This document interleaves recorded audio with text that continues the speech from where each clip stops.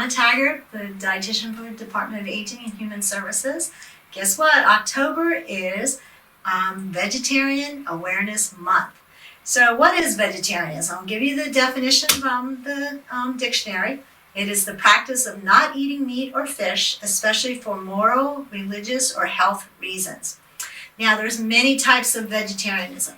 If you're a vegan, you're basically all vegetables and plants.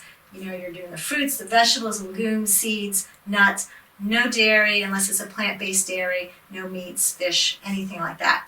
But if you eat fish, you're a pesco-vegetarian. If you eat or drink milk, you're a lacto-vegetarian.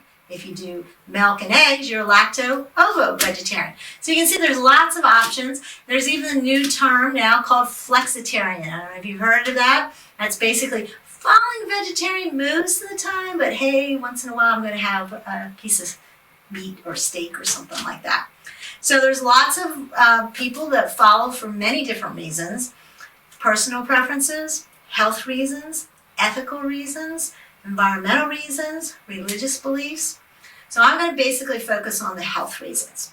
Now at the end we'll have some posted websites. One's called oldwayspt.org, and you can go on there and you find all kinds of stuff about vegetarianism and the Mediterranean diet, which I guess technically would be like a flexitarian diet.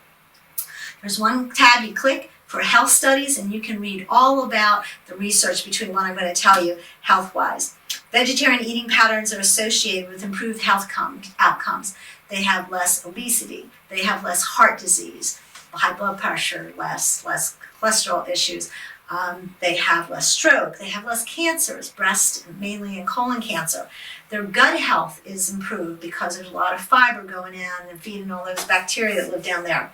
Cognitive impairment, the risk of that is decreased as we age. All the more reason, I think, to go vegetarian as we get older.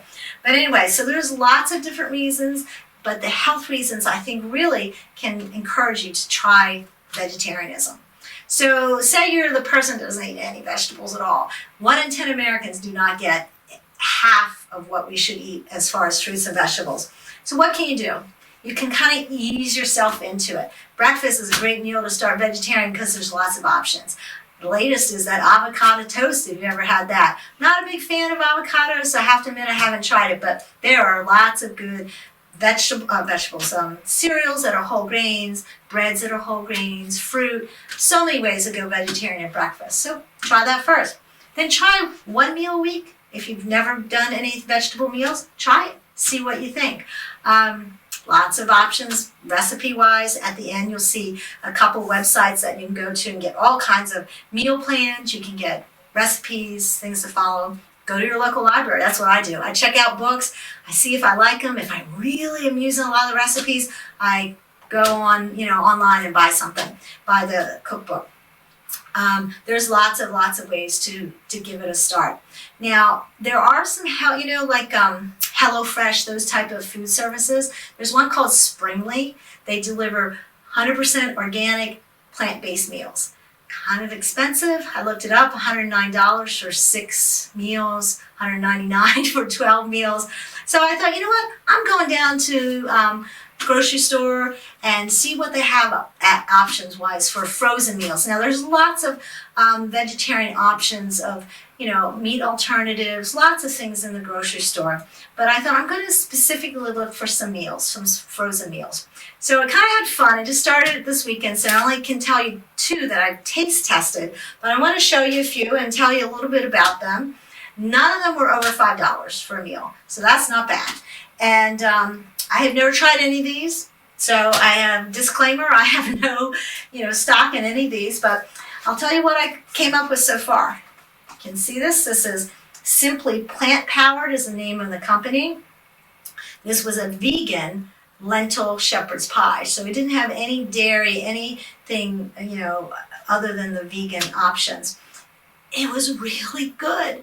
I didn't even miss the meat in it. And that's one option. If you take some of your recipes that you normally have meat, take the meat out, like chili.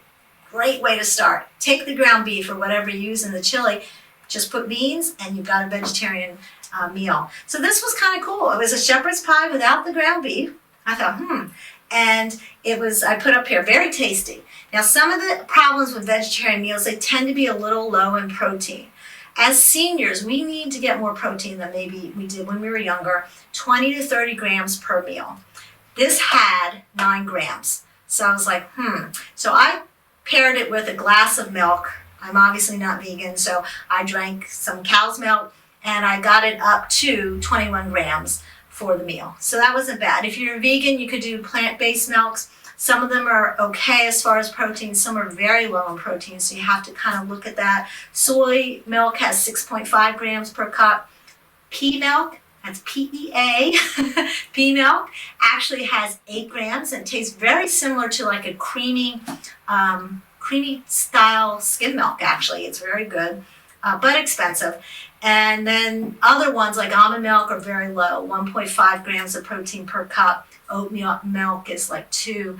So you have to take that into account if you have something that's a low protein option. Another thing when you're looking at microwave meals, big problem is usually the sodium. So I looked at that specifically. I try to tell people never go over 600 milligrams for a meal.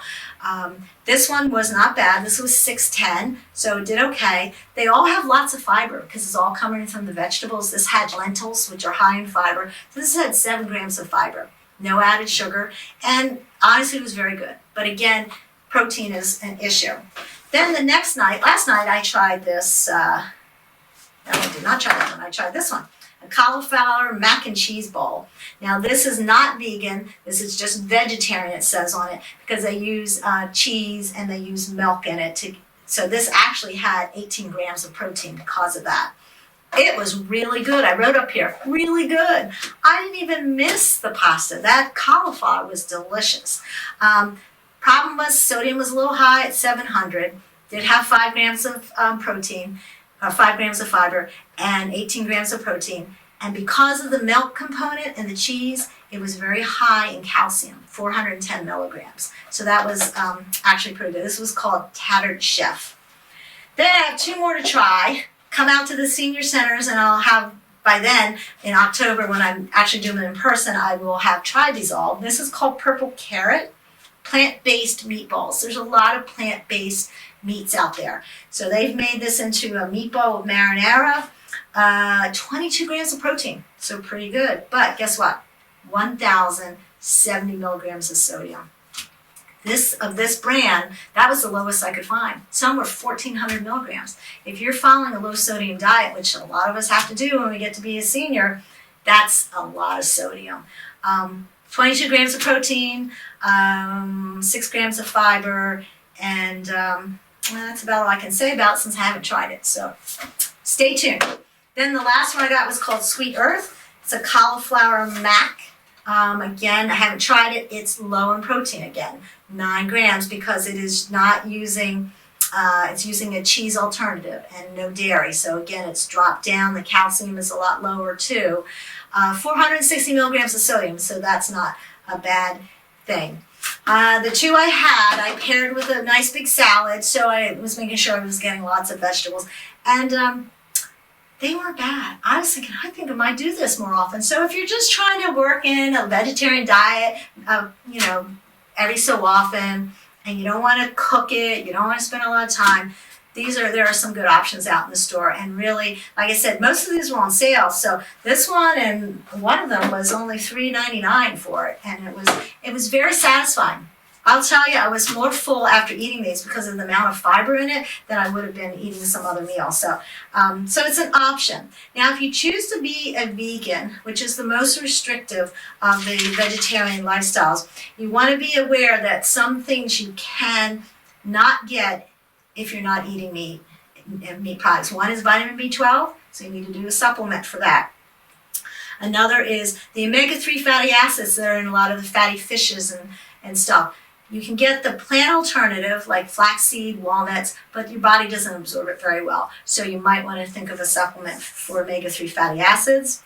Iodine is another thing that can be a problem because it's in a lot of fish and stuff. If you're not eating the fish for vegans, again, iodine can be a low level and you might want to get that checked.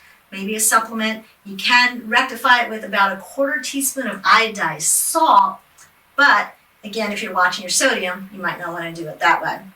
Iron is also very high and very easily absorbed in red meat. So again, if you're avoiding that, you can get it through dried beans or rich cereals, whole grains. But again, it's not absorbed as well. You need to pair it with a vitamin C, something like oranges, orange juice, tomatoes, in order to absorb it well. So someone who's a vegan actually needs 2 times the amount of iron just because the absorption is not good. But other than that, and vitamin D, check the levels, and also, might need a supplement for that. Although getting out in the sun, getting some sun on your arms, 15 minutes a day without any sunscreen might give you all the vitamin D you need. And calcium, if you're not doing dairy, again, calcium is a good source in dairy, so you want to make sure you're getting fortified foods that have calcium, tofu, dark greens, but again, it's not absorbed quite as well, so you might need a little bit more of that. So anyway, that's my little presentation on vegetarianism, just to make you aware of there's actually a month to celebrate it. And I challenge you, if you're not doing anything remotely, like a vegetarian diet, give it a shot. Look at the websites that are listed at the end of this talk and try it. Try it for a week, try it for 2 weeks. See if you can, there's definitely going to be health benefits from it. It's proven health benefits. So good luck, and I hope you can, have some success with that. Thank you. Bye.